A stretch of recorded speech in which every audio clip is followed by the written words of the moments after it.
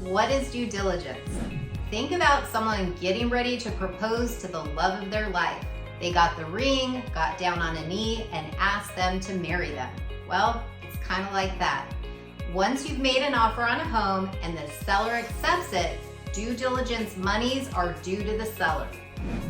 Due diligence is negotiated monies you give to the seller to come in and out of the house to perform your due diligence, and these monies get credited back to you at closing. However, if you change your mind and decide not to purchase the home for any reason, you will lose these monies if you back out. So once you propose to the seller and they accept the ring, if you change your mind and don't want to get married to the house, you won't get your due diligence monies back.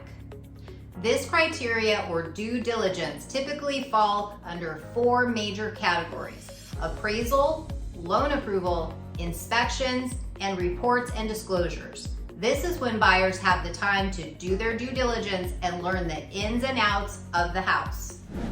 And usually on a home inspection, a roof inspection, termite inspection, and a radon inspection. And if you have a septic or well, they have inspections too. And any other inspections that are typical for the area. Depending on where you live, the buyer may want to have other inspections like mold, HVAC, soil, pipes, and so on.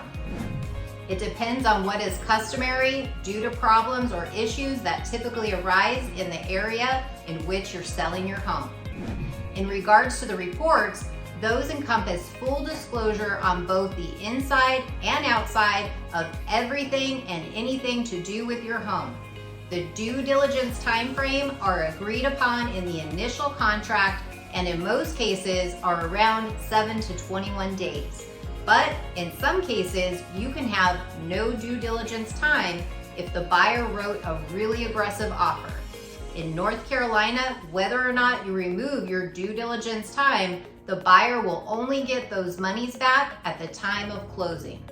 Should the buyer change their mind to purchase the home and decide to walk away for any reason, these monies are non-refundable to the buyer, and the seller would keep this money for agreeing to take the home off of the market for the buyer to purchase.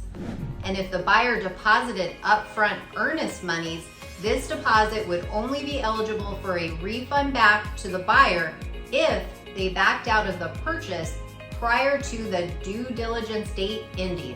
So it's very important to be mindful of the negotiated dates and timeframes agreed upon in the purchase contract. A buyer can ask for an extension if they need more time, and then the seller would have to agree. The good news is that once you've gotten past the due diligence date, you have much more assurance that the home will close. Watch the disclosure video to see what you should disclose.